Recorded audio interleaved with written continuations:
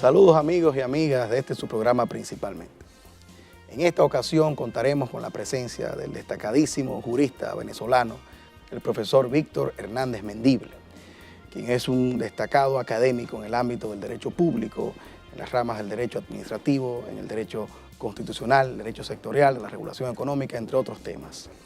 En esta ocasión hablaremos con él de estos importantísimos temas, como es el tema de la jurisdicción contencioso administrativa, entre otros temas relacionados con su ámbito de estudio. De modo que les esperamos para este importantísimo programa con el profesor Hernández Mendible.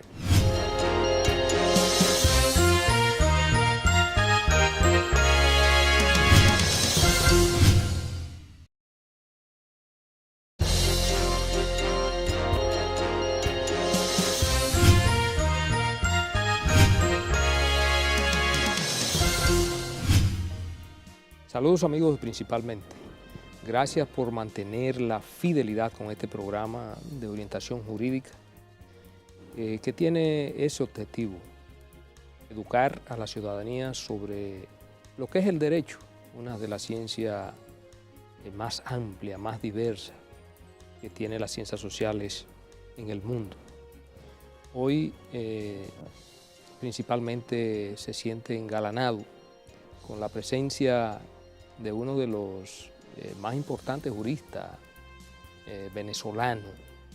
Es el primer jurista venezolano que traemos a Principalmente, pero yo creo que la participación en el ámbito jurídico del doctor Víctor Hernández Mendible sobresale la frontera de su país natal, Venezuela, y pudiera considerarse, de acuerdo con su currículum, como un jurista latinoamericano o iberoamericano. O iberoamericano, claro.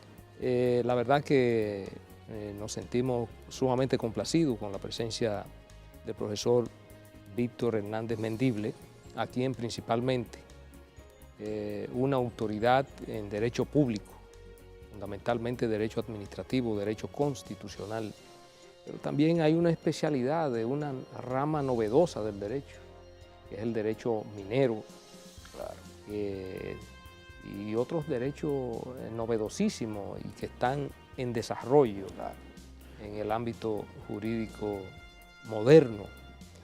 De manera que con el profesor Víctor Hernández Mendible vamos a tratar temas de sumo interés para todo el público televidente de Principalmente. Profesor, es un verdadero placer tenerlos aquí con nosotros en Principalmente, Manuel, todos los componentes de este programa, licenciado Olivo Rodríguez, Pedro Balbuena, Ramón Núñez, Juan Manuel Guerrero, en fin, tenemos toda una playa de componentes de este programa que para nosotros es un alto honor contar con su presencia. Hemos visto la participación que usted ha tenido a nivel de las academias de América Latina, fundamentalmente en su país, Venezuela, donde sé que usted imparte la docencia de Derecho Administrativo y otras ramas de Derecho Público. Hemos visto cómo también usted en universidades de tanto prestigio como la Universidad del Externado de Colombia, usted también imparte docencia allí de Derecho Público, Derecho Administrativo. Pero también tenemos la información de su participación en diversas maestrías aquí en el país, en las diferentes universidades, fundamentalmente en la Católica Madre y Maestra. Católica Madre y Maestra. Exactamente. Claro. Y la verdad que para Principalmente es reitero, un honor tenerlo.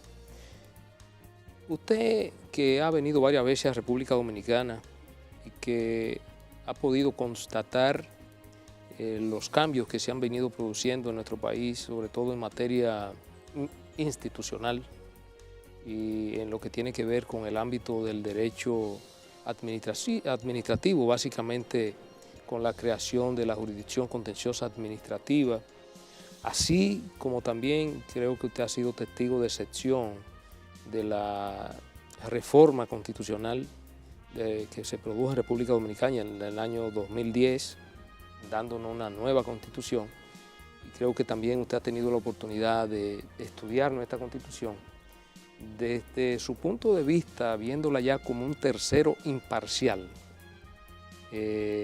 un jurista latinoamericano que ha venido a República Dominicana, que ha visto los cambios que se han producido y sobre todo en una materia tan fundamental como lo es nuestro estatuto jurídico político, que es la Constitución de la República. ¿Cómo usted evalúa nuestra Constitución a la luz del constitucionalismo moderno, latinoamericano e iberoamericano?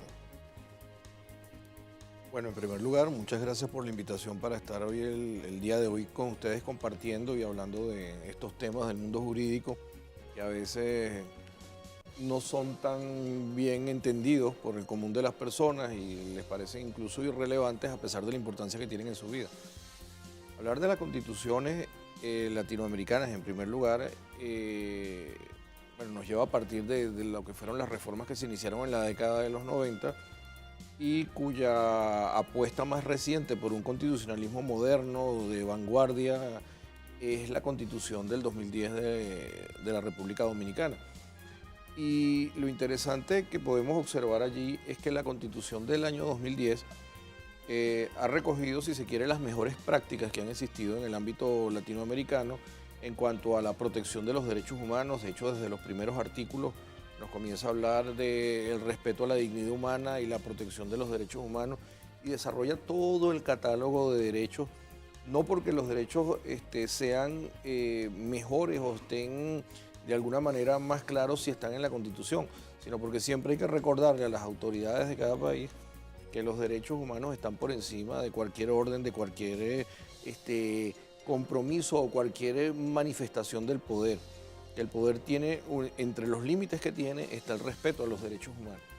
Y la apuesta clara que hace el constituyente dominicano del 2010, en definitiva es por decir, bueno, lo central, la justificación de que existe el Estado, es el hombre en sí mismo. Es decir, el valor de la preeminencia del hombre, del ser humano, y entiéndase en este sentido hombre y mujer, pues obviamente, y el respeto a su dignidad, a los valores, a la integridad de la persona, a las libertades que se les reconocen, no que se les otorgan o que se les dan, sino que se les reconocen porque son inherentes a su propia existencia, es lo que va a permitir que se haya avanzado, bueno, en todo el marco de medios de protección judicial que están recogidos en la Constitución, como son el amparo, el habeas data, las acciones de inconstitucionalidad ante el Tribunal Constitucional y, por supuesto, la existencia de unos tribunales civiles, comerciales, laborales, del trabajo y los de la jurisdicción contencioso administrativa. Víctor, bueno, la valoración pues que tú haces de la Constitución es importante para nosotros, sobre todo partiendo de los cambios que se han suscitado en los últimos años en la República Dominicana, lo que ha surgido a partir de esa Constitución del año 2010. Nosotros tenemos un contencioso administrativo que bueno, se instaura legalmente en el país en el año de 1947.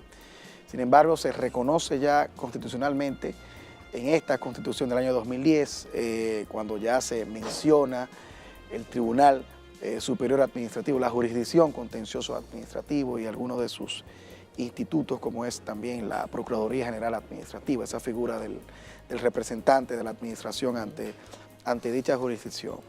Pero nosotros tenemos todavía la ley de jurisdicción contencioso administrativa de 1947. Si tú pudieras decir a partir de tu experiencia, sobre todo, no solamente en Venezuela, sino también a nivel iberoamericano, de lo que son esas leyes de lo contencioso administrativo, ¿cuáles serían los principales retos que tendría que abordar ya una reforma a una normativa como esa, desde lo que es la perspectiva del derecho comparado? ¿Qué tú sugerirías como algo importante que deberían ver los dominicanos y dominicanas ante una reforma de esa magnitud? Bueno, lo primero que hay que tener presente es que como manifiesta la propia Constitución, que es la norma suprema y el fundamento del ordenamiento jurídico, no se trata hoy en día de establecer una discusión o un debate sobre si hay que crear o no los tribunales de la jurisdicción contencioso administrativa.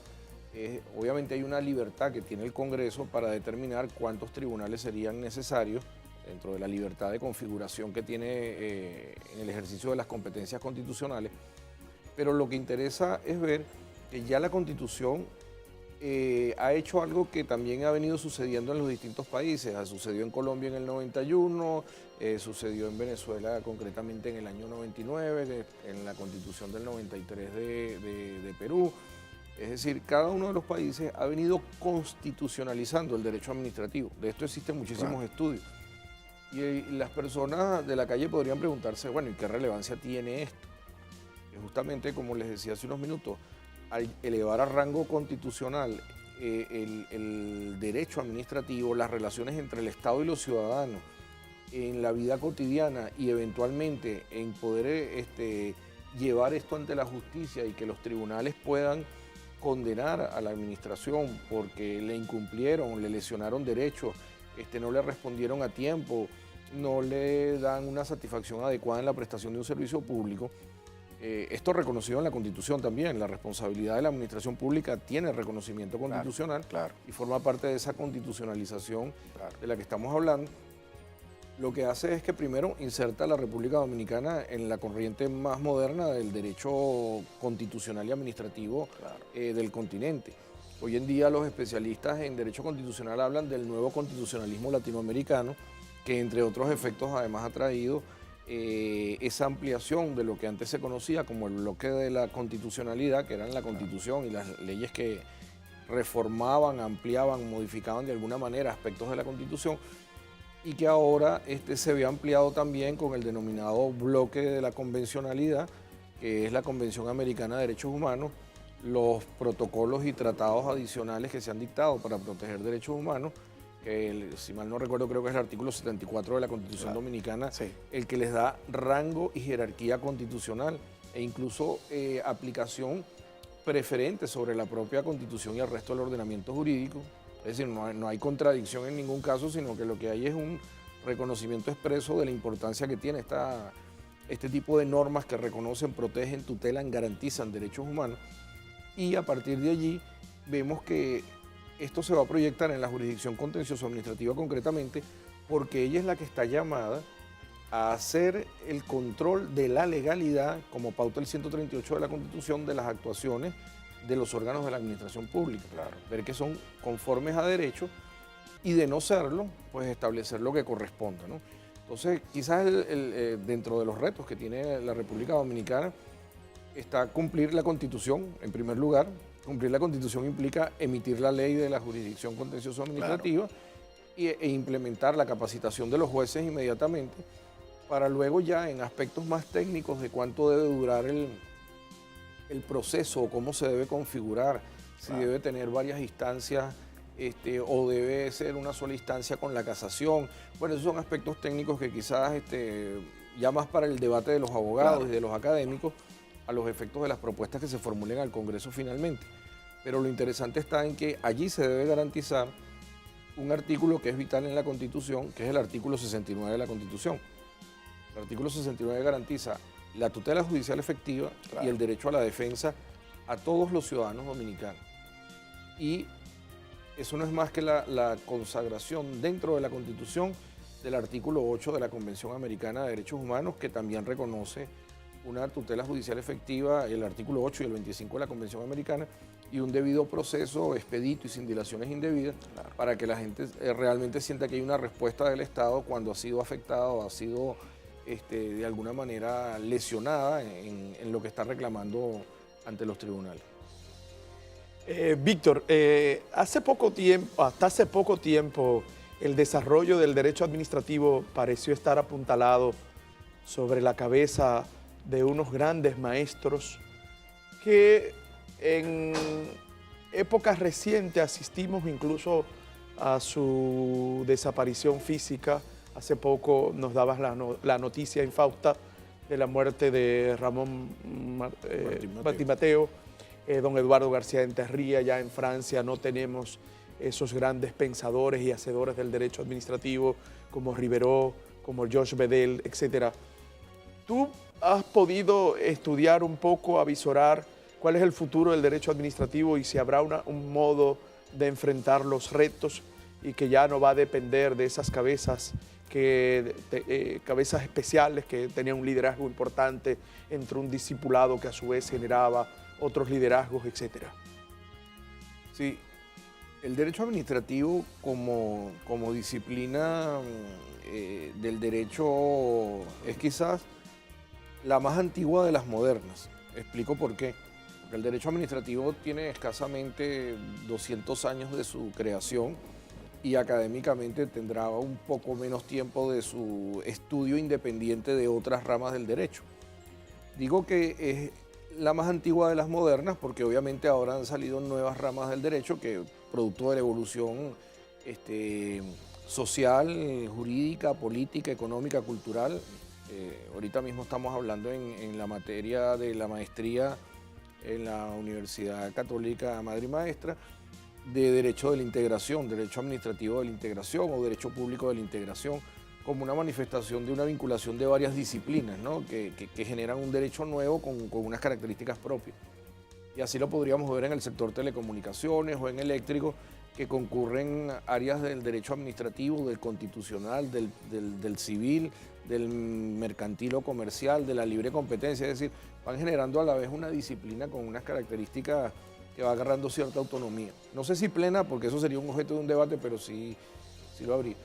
Pero en el caso de los grandes pensadores del siglo XX del derecho administrativo, tenemos que recientemente han fallecido, bueno, Sebastián Martín Retortillo, que estuvo en América en algunas ocasiones, recorriendo algunos de los países, falleció en el 2003, incluso antes de que se le publicara el libro homenaje que hicieron sus discípulos. El año pasado falleció don Eduardo García Enterría. El año antepasado había fallecido también otro gran jurista español que fue don José Luis Villar Palací. Ah, claro. Sí. Y semanas después, bueno, ese mismo año falleció un jurista que se dedicó más a la política que al derecho, que fue Manuel Fraguer Ibarne, había fallecido a comienzos de año y meses después falleció el exrector de la Universidad Carlos III de Madrid, Peces Barba, Gregorio Peces Barba, sí, quien también pues, fue otro de los juristas importantes del siglo pasado y comienzos de este. Y la semana pasada recién falleció Ramón Martín Mateo, quien es calificado como el padre del derecho ambiental en España. Una rama que pues, no tiene más de 40 años de existencia posiblemente. Por eso este señor que fallece recientemente es calificado como padre en el caso concreto español porque pues, fundó la investigación o inició la investigación y creó una escuela. Pero también en América hemos tenido pérdidas importantes y hay que además hacer una advertencia. América Latina hoy en día está en un nivel muy avanzado en el desarrollo además de un derecho propio, de un derecho autónomo que a veces no coincide exactamente con la misma percepción que traen los europeos que hemos sido influenciados por la escuela francesa. De hecho, este año, nada más y nada menos, falleció en Montevideo don Mariano Brito, que era el exrector de la Universidad de Montevideo y discípulo directo de Enrique Sayagues Lazo, quien fue considerado por los franceses, que no son muy dados a hacer reconocimientos públicos en estos temas, el jurista más importante de la primera mitad del siglo XX, ¿no? Al extremo de que su obra es de las pocas obras escritas en castellano que ellos tradujeron al francés. También falleció en Chile el profesor Rolando Pantoja, que es uno de los más destacados administrativistas que ha tenido Chile, por lo menos en la segunda mitad del siglo XX. Falleció en Costa Rica ya hace un tiempo atrás, Eduardo Ortiz Ortiz. Y también en Argentina falleció el profesor Julio Rodolfo Comadira, ya en el año, eso pasó en octubre del 2005, o sea que ya se van a cumplir 10 años. Y en el 2006 falleció Jorge Salomoni, quien también era pues de las escuelas, de la escuela argentina. Es decir, han ido sucediéndose casos de algunos profesores, incluso que han fallecido prematuramente, porque han fallecido estando sobre los 50, 60 años de edad y teniendo una gran producción por delante. Pero afortunadamente quedan muchísimos más vivos para seguir fomentando la escuela, para seguir progresando, y además hay una generación extraordinaria de administrativistas que están entre los 50 y 40 años, más la que viene de relevo, que están alrededor de los 30 años, que se están formando en todo el continente. La República Dominicana, si hace 40 años atrás hubiese evaluado cuántos administrativistas tenían, y bueno, si hubiesen conseguido con que la profesora Rosina, que había estudiado en Francia, había traído sus conocimientos, su sabiduría aquí, el profesor Amaro Guzmán. Claro. Ajá, que también, es decir, pero eran muy pocos comparativamente con la cantidad de los que están estudiando ahorita, ¿no? Claro. Es decir, la cantidad no está relacionada con la calidad, por supuesto, pero lo que quiero decir que la mayor difusión del derecho de ellos, que fueron, por ejemplo, los pioneros aquí en República Dominicana, que hicieron ese esfuerzo y que parecían una suerte de predicadores en el desierto, sí, hoy en día pueden sentirse orgullosos y recoger los frutos de lo que fue ese trabajo que ellos hicieron en solitario y a veces sin reconocimiento público durante muchos años, y que ahora ven que hay una generación y hay otra. Está la Asociación Dominicana de Derecho Administrativo como una manifestación de esto. Claro. La importancia que tiene la República Dominicana en cuanto al avance del estudio del derecho administrativo es tal que en 2012 se hizo el Gran Congreso Iberoamericano aquí, cuando se reunió el Foro Iberoamericano, y vinieron de todo el continente, los profesores de todo el continente, profesores de Francia, profesores de España, Portugal. De Portugal, solo faltó creo que Italia dentro del, digamos, los que no son más afines,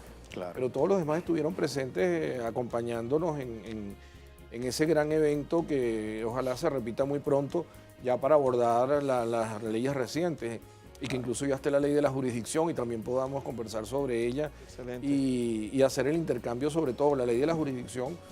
Ahorita que acaban de hacerse las reformas en Costa Rica, en Colombia, en Venezuela, e incluso en México, como México es un sistema federal, lo van haciendo por estados. Claro. Ya lo han hecho en algún estado y ojalá sea pronto aquí en República Dominicana. Sí, profesor, vamos a hacer una breve pausa y en el próximo segmento vamos a abordar otro tema de sumo interés que nosotros sabemos que usted lo aborda con gran destreza. Volvemos.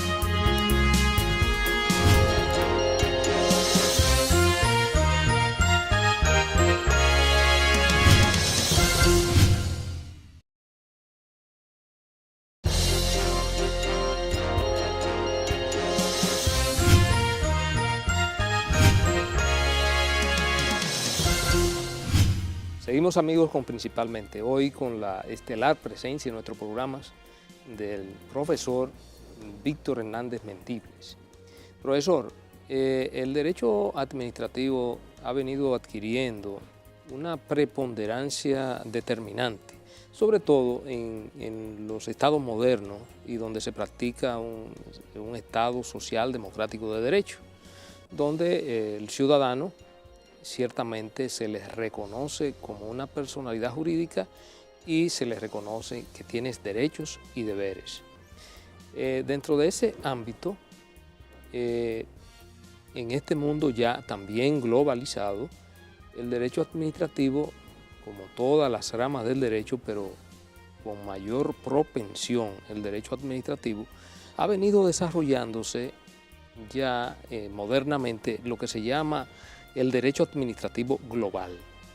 ¿Usted pudiera explicarle a los amigos televidentes en qué consiste esta rama del derecho administrativo y en qué medida ha impactado en lo que tiene que ver con las relaciones, tanto del ciudadano como también las relaciones entre los diferentes estados?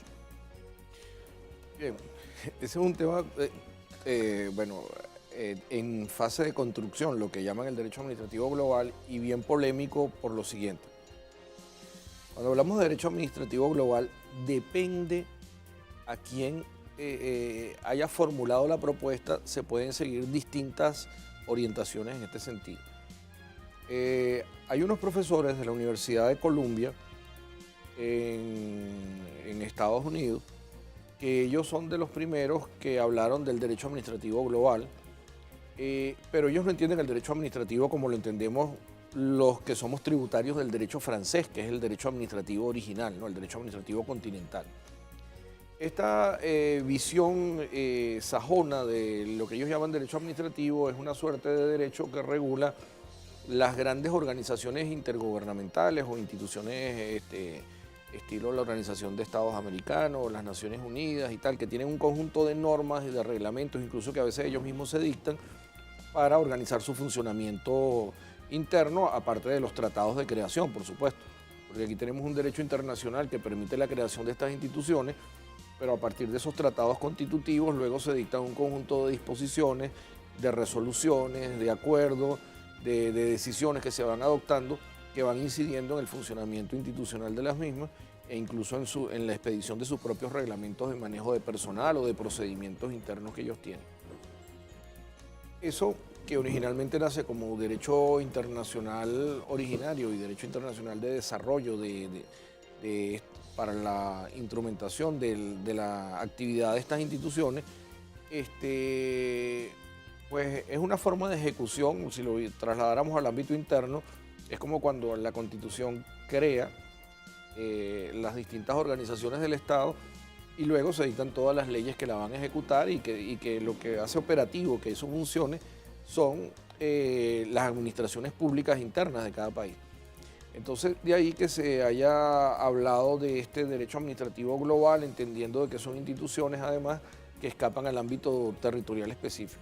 El profesor Cassese en Italia también ha abordado el tema un poco dentro de esta visión global de la creación de instituciones supranacionales que toman decisiones y que tienen incidencia en el ámbito de todos los países, incluso con la particularidad de que muchas de ellas ni siquiera son electas por los ciudadanos, con lo cual presentan un enorme déficit democrático porque los ciudadanos eligen a su presidente, a su Congreso o a los funcionarios de su país, según el caso, pero luego no tienen la posibilidad de elegir a esos señores que son personas muy calificadas técnicamente, pero que al final cuando deciden si se les da o no una ayuda o se les quita o no un subsidio, los está afectando a ellos directamente. Entonces están tomando decisiones sobre su vida sin que ellos ni siquiera hayan tenido la oportunidad de decir: ese señor me parece idóneo, me parece correcto, me parece adecuado para que adopte decisiones sobre mí. Pero luego tenemos un derecho administrativo global, o si se quiere, pretendidamente global, que pareciera que va a proyectarse ya en el orden interno de los países y que va a ser producto de los tratados de integración o de los acuerdos, de las decisiones internacionales que se adoptan, que va a tener que ser aplicado por las instituciones nacionales, incluso aceptado, tolerado y ejecutado sin que ellas le den el visto bueno. Entiéndase de esta manera. Cuando la Corte Interamericana de Derechos Humanos adopta una decisión, una vez que la República Dominicana ha aceptado el tratado de la Convención Americana como tal, tiene que ejecutar la sentencia porque está obligado por la Convención. Y una vez que ha aceptado la competencia de la Corte Interamericana y de la Comisión Interamericana, pues no puede entrarse a discutir ahora si me gusta o no me gusta la decisión. La única opción que tiene el país es decir: si las decisiones que adopta no me gustan, pues tengo que denunciar el tratado y retirarme. Lo cual le genera una complicación adicional, porque fíjese usted qué interesante el fenómeno de la constitucionalización del derecho que se ha vivido en nuestros países. Que la propia República Dominicana, en el artículo 74 de la Constitución, le da jerarquía constitucional a ese tratado. Entonces habría que incluso ir a una fórmula de reforma de la Constitución, en principio, para tratar de sacar el tratado y luego denunciarlo, porque este no es un tratado de libre comercio con uno u otro país, que si lo denuncian ya se pone fin al tratado, porque ese no está en la Constitución. Es que este tratado sí quedó inserto dentro de la propia Constitución por disposición de los dominicanos cuando aprueban la Constitución. Entonces eso incluso lleva a los famosos debates de la internacionalización del derecho nacional, lo constitucional y administrativo, o a la nacionalización, de ser el caso, de ese derecho internacional, y con los matices que se pueden dar. Pero les voy a poner un solo ejemplo que me parece bien significativo para entender lo complejo de lo que implica hablar de de estas relaciones entre instituciones internacionales y nacionales. A veces los países alegan la soberanía para objetar determinadas decisiones que consideran afectan a la soberanía del país, evidentemente, y que ellos no están dispuestos a cumplir, el gobierno de turno en ese caso. Pero hay algo donde curiosamente los países han participado, han suscrito los tratados y han asumido el compromiso, de acuerdo a la Convención de Viena, de cumplir con esas decisiones. Con lo cual, la única manera de excusarse de no cumplirlas y de no asumir responsabilidades internacionales sería denunciando los tratados en los términos que está planteado en los propios tratados constitutivos. Pero cuando eso pasa con una organización internacional como la FIFA, a la que nadie ha elegido, que es un club privado, hasta los Estados Unidos de América, que no suscribe el Tratado de la Corte Internacional Penal y no suscribe la Convención Americana de Derechos Humanos, acepta las decisiones de la FIFA acríticamente. Entonces nos conseguimos con que si la FIFA les dice, si hay un conflicto entre los jugadores de un equipo o entre los clubes, eso no se puede dirimir en los tribunales, eso se tiene que dirimir por una vía amistosa o a través de alguno de los mecanismos que establece la FIFA. Y si no, el país queda suspendido inmediatamente de la participación internacional. Y todos los jugadores que tengan la nacionalidad de ese país se verán afectados por ello. Todos los países lo acatan. Entonces, es un tema curioso porque al final les están imponiendo unas reglas, les están imponiendo unas decisiones e incluso unas sanciones de aislamiento internacional que no tienen basamento en ningún orden jurídico dado o convenido por los estados, sino que viene dado es porque unos señores constituyeron en Suiza hace X cantidad de años una asociación, esa asociación que tiene unas reglas de funcionamiento, le impone al mundo entero las formas de operar y además todos la acatan. O sea, cuando le digo todos la acatan no me refiero solo a los clubes, sino a los estados respectivos. El caso, por ejemplo, de las agencias calificadoras de riesgo.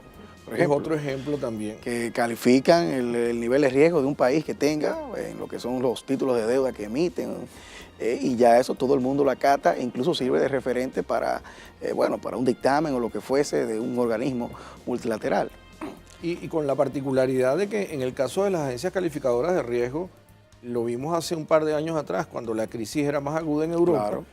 Un día calificaban a Francia con AAA y otro día lo bajaban a A. Y pues los bonos, las inversiones, todo se tambaleaba. Y entonces lo curioso es, pero bueno, ¿y quién le dio a estos señores el poder para calificar a los demás? Pueden arruinar un país, tumbar un gobierno, como pasó en el caso italiano, que el gobierno, más allá de la simpatía que a uno le genera el señor Berlusconi, el gobierno se viene abajo porque al final no había nadie que lo calificara bien. Lo que pasó en Grecia también. Lo que pasó en Grecia. Y en los Estados Unidos en la crisis del 2008, porque muchas de esos grandes, vamos a decir, esas grandes entidades, por ejemplo, financieras, al momento de ser calificadas por las agencias calificadoras, tenían excelentes calificaciones, vamos a decir, y luego de repente pues sucede la gran crisis y el gobierno inclusive tiene que intervenirlas y en muchos casos hasta comprarlas, hasta adquirirlas, ¿no? Pero Víctor, aprovechando, ¿no?, el conocimiento que tú tienes, ¿no?, en lo que es el derecho público y sobre todo la actualización que tú siempre pues muestras en los grandes temas del derecho público, hay uno que en particular quisiera que tú trataras con los amigos y amigas que ven este programa, y sobre todo por la importancia que tiene en un país como este, y es el tema al servicio público, al concepto de servicio público, que bueno, los ciudadanos pues a diario escuchan. Es un concepto que todavía se maneja, incluso el constituyente derivado hace mención del servicio público finalmente en la Constitución, en el artículo 141, si mal no recuerdo, y se define este concepto de servicio público. Sin embargo, uno ve una parte importante de la doctrina, el caso, por ejemplo, del profesor Gaspar Ariño Ortiz, quien de alguna manera señala hasta la muerte de ese concepto del servicio público. Es un concepto muy antiguo, ciertamente que ha pasado por muchas crisis, pero todavía, bueno, se mantiene esa discusión, si se quiere, sobre ese concepto. ¿Cómo lo ves tú? ¿Cómo ves este concepto del servicio público en el siglo XXI? ¿Cómo ves su utilidad o no frente a los retos actuales del derecho administrativo del derecho público en países de Iberoamérica? Mire, el concepto de servicio público lleva un debate de aproximadamente unos 140, 150 años sobre lo que se considera que es o no debe ser. Y además se han usado todo tipo de fórmulas porque al final esto es una decisión de naturaleza política que en cada época la van redefiniendo, ¿no? Claro. El profesor Ariño Ortiz, que ha sido quizás uno de los profesores españoles que ha estado a la vanguardia en este proceso de revisión, más no el único, porque también el profesor José Luis Martínez López Muñiz ha tocado el tema un poco en esa misma corriente, junto con el profesor Juan Miguel de la Cuétara. Y aquí mismo en República Dominicana ha venido el profesor Santiago González Vara Ibáñez, que es de esta corriente. Han planteado pues, la muerte, la defunción del servicio público, como también el profesor Alejandro Nieto, que ha estado por aquí en varias ocasiones, ha planteado la muerte del dominio público, de la categoría del dominio público, y estoy hablando ya no de los años 90, sino de los años 60, cuando él hablaba de aquello. Es decir, a veces esto es un término que, bueno, hay que verlo en su justa medida, es una revisión de las categorías como se han manejado tradicionalmente. Incluso esa declaración tan fatídica de defunción de una institución atiende al concepto tradicional y a la revisión bajo el desarrollo que ha alcanzado la sociedad actual. Porque el servicio público bajo la figura del monopolio hay que verlo cuando está vinculado con temas de naturaleza de servicios públicos del tipo económico. Pero cuando se trata de servicios públicos que son inherentes a la esencia misma del Estado, pues esos servicios públicos no pueden ser concedidos ni privatizados, porque simplemente pues, la policía es la policía. Si el Estado no garantiza la seguridad, lo cual sabemos que luego en la realidad tenemos vigilantes privados porque el Estado mismo lo autoriza, porque él no es capaz de garantizarnos exactamente la seguridad todo, ¿no? Entonces el que lo pueda pagar, pues que tenga un vigilante privado. Con el tema de la salud, por ejemplo, que no es un tema de competencia estrictamente hablando, porque además hay unas asimetrías de información y una persona no puede entrar a negociar con alguien, mire, yo quiero ver si usted me hace la operación por tanto o cuánto, porque estoy jugando con mi vida y si no tengo los recursos, pues no tengo capacidad de negociación realmente, donde los estados se comprometen a asumir un conjunto de obligaciones importantes, y no estoy hablando de los estados latinoamericanos solamente, hablo de Francia, de Alemania, de Italia, o sea, los países europeos que tienen esto, Inglaterra, que no se les puede acusar precisamente de ser los más intervencionistas, pero en materia de salud tienen unas políticas fuertes de salud. Luego vemos que en Latinoamérica conseguimos ciertos bemoles, porque las constituciones dicen la salud es un servicio público, la educación es un servicio público, que por cierto además por la Convención Americana de Derechos Humanos y las constituciones de nuestros países también son derechos humanos. Claro. Pero luego nos damos cuenta de que los propios estados admiten, o incluso como pasa en el caso concreto venezolano, que contratan pólizas a compañías de seguro privadas para garantizar la hospitalización, la cirugía y la maternidad de sus propios empleados, lo cual es una declaración de inconstitucionalidad de que el servicio público de salud que ellos se supone garantizan no lo están cumpliendo. Claro. O dicho de otra manera, prohíben en la Constitución la privatización de la salud y luego la privatizan por vía de la contratación colectiva con los funcionarios públicos. Esto es un tema muy curioso que en Venezuela no comenzó ahora, tiene muchísimos años, pero es una demostración de que el servicio de seguridad social, el seguro social obligatorio, al cual todos los trabajadores públicos y privados tienen que cotizar y todos los patronos, los empresarios tienen que hacer su aporte, no está funcionando. Es decir, el Estado reconoce su propia incompetencia en la prestación del servicio público desde el momento en que dice, este servicio tengo que contratar a alguien que me sustituya en caso de que yo no lo brinde bien. Y de una vez ese que me va a sustituir es un particular que lo contrato a través de la figura de la póliza de seguro. Muy buen negocio para las compañías de seguro, muy buen negocio para los que están en la actividad de la salud, pero evidentemente es un doble gasto para el Estado. Y además hay una gran insinceridad con la Constitución. Pero en cambio el servicio público económico, el de las telecomunicaciones, el de la energía eléctrica, el del gas, el del transporte, que no es de la esencia del Estado, que no es monopolio natural, como se dijo en alguna época, para justificarlo desde el punto de vista económico, sino que pueden realizarlo varias personas bajo la supervisión, bajo la regulación, bajo el control, bajo la vigilancia del Estado, pero sin que el Estado sea el protagonista directo, sino el que está detrás vigilando de que todo se haga bien. No es necesario que lo preste el Estado. Entonces, si lo queremos llamar de una manera distinta a la noción de servicio público para no confundirla con la tradicional, lo podemos hacer. Si lo queremos llamar servicio público competitivo o servicios públicos en competencia, como han dicho algunos, también lo podemos hacer. Ahí lo importante es ver que los servicios públicos a los ciudadanos no les importa quién se los preste. Lo que quieren son servicios públicos de calidad, a buenos precios y en igualdad de condiciones para todos. Si eso está garantizado, que lo preste el público o el privado, es indiferente. Lo grave es que a veces se declara una actividad de servicio público para que no la preste el particular, salvo que le den una concesión. Claro. Entonces el particular no puede desarrollarlo, con lo cual no va a invertir ni tiene garantías para meterse en un negocio que no le corresponde, salvo que el Estado lo habilite. El Estado lo asume, incluso bajo régimen de monopolio, y luego al final del día tampoco lo presta o lo presta muy mal, y entonces el ciudadano tiene que terminar acudiendo a servicios privados para satisfacer una necesidad básica que no logra satisfacer por la vía pública. El problema está en que si no hay nadie en el privado prestándolo porque el Estado no lo ha autorizado, no tiene quien se lo preste. Entonces, es decir, está en el peor de los mundos porque no tiene ni servicio público prestado por un privado, ni servicio público prestado por el Estado. Vamos a aprovechar para hacer una breve pausa, profesor, y en el próximo segmento venimos con una inquietud que tiene el profesor Juan Manuel Guerrero.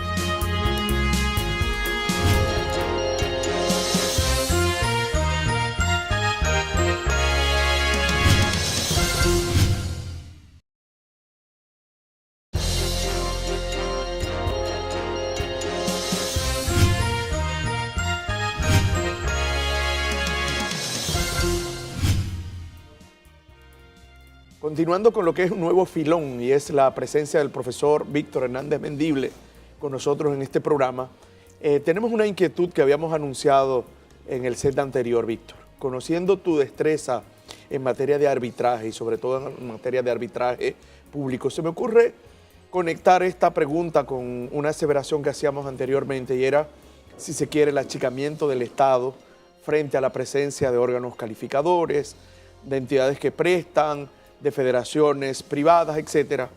Podemos conectar y decir que a veces el Estado acuerda relaciones de derecho con entes privados y, sin embargo, siendo parte del derecho público, del derecho administrativo, se reconoce un comportamiento exorbitante a esas administraciones públicas y la discusión de los diferendos que se suscitan a propósito de esas relaciones suelen tender a ser conocidas con base al reconocimiento de ese comportamiento exorbitante, de las particularidades del derecho público, etc. Sin embargo, la presencia, por ejemplo, de una cláusula arbitral nos lleva a que ordinariamente extrañamos al país de su esfera natural de intervención y vamos a Nueva York o vamos a París, en donde nos encuentran unos árbitros formados en la lex mercatoria, ajenos al derecho europeo continental y en donde no tienen cabida el reconocimiento de estos comportamientos. ¿En algún momento has reflexionado alrededor de ello y de la posición en que ponen estos estados, Víctor? Sí, porque justamente dentro del constitucionalismo latinoamericano hay unas cláusulas que fueron recogidas con motivo de intervenciones militares que se dieron a comienzos del siglo pasado, a finales del siglo antepasado y comienzos del siglo pasado, en países como México, Argentina o Venezuela, donde vinieron las potencias europeas a cobrar las deudas por la vía militar, y se crearon principios de búsqueda de arreglo amigable en los conflictos que están recogidos en la mayoría de las constituciones, o de la no renuncia a la jurisdicción nacional para dirimir esos conflictos. Básicamente son las cláusulas de inmunidad de jurisdicción absoluta o relativa, según la haya recogido cada constitución, y la denominada cláusula Calvo, atendiendo al que era el canciller argentino que formuló esa propuesta.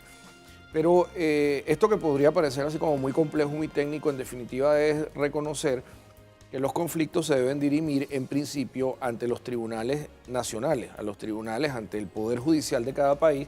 La Constitución de la República Dominicana dice en el artículo 4 que hay un Poder Ejecutivo, un Legislativo y un Judicial, y el Poder Judicial es el que debe juzgar las causas de los conflictos que se originen en aplicación del derecho dominicano y dentro del país. Ese sería el principio. Luego, el desarrollo de los tiempos y la búsqueda de nuevas inversiones y tal ha hecho que en muchos países que tienen estas cláusulas incluso muy rígidas de la no renuncia a la jurisdicción nacional, hayan sido violadas con el aval incluso de las Cortes Supremas de los países o de la Suprema Corte de los países, porque entonces dicen, bueno, pero eso se tiene que entender así. Entonces, claro, pues los abogados siempre pueden conseguir una interpretación un poco más fina, más adecuada, para no ser tan estrictos cuando en muchos de esos casos había que reformar las constituciones para permitir eso.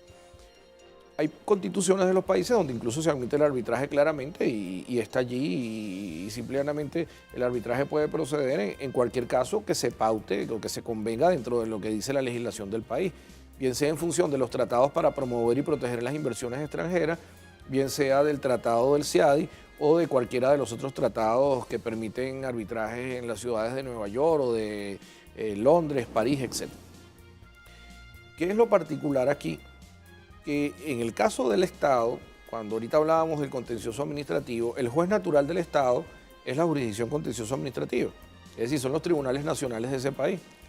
Entonces, cuando se asume el arbitraje, si es constitucionalmente admisible renunciar a la jurisdicción del país, y hay que siempre tener esto claro, siempre que lo permita la Constitución del país, puede irse al arbitraje internacional. Obviamente esto va a generar unos costos que para el Estado son mayores, porque el Estado tiene un procurador que lo representa internamente, que cobra un sueldo por ello, independientemente de que tenga 5.000 causas o tenga 2. Pero en el arbitraje internacional hay que entonces nombrar unos abogados que representen al Estado afuera, con los costos que eso significa. Eso puede ser bueno o malo, es un tema relativo. Y además hago la aclaratoria. Un país no recibe menos inversiones porque esté dentro de los tratados de arbitraje o no. Un país como Brasil, que está organizando el Mundial, que se va a desarrollar en pocas semanas, más allá de las noticias que hemos recibido de la organización del Mundial, etc., es un país que ha recibido mucha inversión para poder hacer las reformas estructurales que requiere en este momento, a nivel de inversión de infraestructura, de aeropuertos, de vías, de hoteles, etc. Y ninguno lo condicionó diciendo, pero tiene que firmar el tratado del CIADI o tiene que firmar el tratado tal para el arbitraje, sino que han ido y han apostado a que el país va a salir adelante y que esas inversiones van a ser rentables y las han hecho. ¿Podría eso significar entonces que no hace falta estar ante los mecanismos de arbitraje internacional para ello? Bueno, les pongo otro ejemplo. El Ecuador, que tiene una economía, según dicen todos los conocedores de materia económica en este momento, que va creciendo, que está bien, veremos luego porque siempre nos hacen estos anuncios y luego cuando cambian los gobiernos los resultados parece que no eran tan buenos como se decían, pero asumamos como cierto esto. La Constitución de Ecuador admite el arbitraje, pero habla del arbitraje latinoamericano. Esa frase tiene una particularidad con respecto a las demás constituciones porque no admite el arbitraje ante entes de arbitraje internacional ajenos a lo que es el contexto latinoamericano. Claro. Entonces, es una particularidad que conseguimos dentro de ese constitucionalismo latinoamericano. En el caso de que un país decida que le conviene una inversión, que le conviene incluso dirimir un conflicto por vía de arbitraje, con respecto a un inversionista, con respecto a alguien que celebra un contrato de cierta magnitud con él, pues lo que tiene que hacerlo en todo caso apegado al ordenamiento jurídico de su país. Si el ordenamiento lo permite, si la Constitución y las leyes lo permiten, pues bienvenido sea el arbitraje como un medio de resolver el conflicto, que en muchos casos, eso también hay que decirlo, puede resultar más expedito efectivamente que la instancia ordinaria de los tribunales porque están congestionados, porque hay muchas causas y a veces no son tan rápidos como se aspiraría que fueran, a pesar del mandato del artículo 69 de la Constitución y de lo que dice la Convención Americana de Derechos Humanos. Pero también puede ser que haya casos donde se esté violando la Constitución porque se están asumiendo arbitrajes en contravención a la prohibición expresa de la Constitución o que en esa materia, por lo menos específicamente, no se den arbitrajes, bien porque lo diga la Constitución o lo diga la ley. Entonces, siempre como la obligación constitucional de todos los órganos del Estado es cumplir la Constitución y las leyes, es actuar con estricto apego a ella y es actuar con pleno sometimiento a la misma, creo que hay que ver lo que dice ese marco jurídico para ver cuándo procedería o no el arbitraje. Excelente, Víctor. La verdad es que necesitamos más tiempo para seguir conversando con Víctor, pero no quiero que concluya este segmento sin que Víctor se refiera ya recapitulando y casi concluyendo este programa a una rama novedosísima que también el profesor ha tenido una incursión y es de los propulsores del derecho energético. Obviamente que usted procede de un país donde la minería y los recursos naturales son la fuente principal de la riqueza. En el caso del petróleo, usted viene de un país que es uno de los mayores productores de petróleo del mundo. Entonces, ¿en qué medida el derecho energético se ha venido desarrollando y bajo qué ámbito es que tiene mayor incidencia y aplicación? Bueno, como dice, solo para hablar de este tema podríamos tener un programa entero porque además están pasando muchas cosas en el sector energético. Pero mire, básicamente yo vincularía hoy en día que el aspecto más importante del derecho energético o del sector energético y el derecho que lo regula tiene que estar íntimamente vinculado además con el tema ambiental. Eso es una premisa fundamental. No puede haber desarrollo que no sea sostenible. En lo económico, en lo social y en lo ambiental, son compromisos asumidos por los estados, están en las constituciones de todos los países hoy en día y no es simplemente una moda. Si no tenemos desarrollo sostenible, si no tenemos un aprovechamiento adecuado de los recursos naturales y particularmente de aquellos que nos proveen de fuentes de energía, no tendremos futuro, no habrá que dejarle a nuestros hijos y a nuestros nietos simplemente. Pero hoy en día se está dando un tema de sustituir las fuentes de energía de origen fósil por las fuentes de energía renovables. Incluso aquí en el mes de agosto va a haber el segundo congreso de energías renovables, que no solamente se limita al tema obviamente jurídico, sino que está la parte técnica y la parte económica involucrada allí, pero la República Dominicana pues en esto va también avanzando progresivamente. Pero el tema de las energías renovables, mientras se logra que sean de bajo costo, ha llevado a la fractura hidráulica o el denominado fracking en la expresión sajona, que están desarrollando básicamente en Latinoamérica, Argentina por un lado, Colombia se han hecho algunos experimentos, pero que lo más lo ha potenciado por supuesto es los Estados Unidos. En Francia hay una moratoria, hay una ley que difirió esto. Y este es un tema muy delicado y con esto cierro porque simplemente contamina las fuentes de agua. Entonces no podemos producir energía sacrificando las fuentes de agua que son vitales y además son el agua potable y el saneamiento según derecho humano en la actualidad. Bueno, la verdad es que el tiempo, Lorenzo, resultó muy poquito para hablar con el profesor Víctor Hernández Mendila. La verdad que quisiéramos que en una próxima oportunidad que usted venga a República Dominicana, pues nos honre nueva vez con su presencia y se nos quedaron sobre el tapete una serie de temas interesantísimos que lo vamos a dejar ahí para cuando usted vuelva a República Dominicana y nos honre aquí con su presencia principalmente.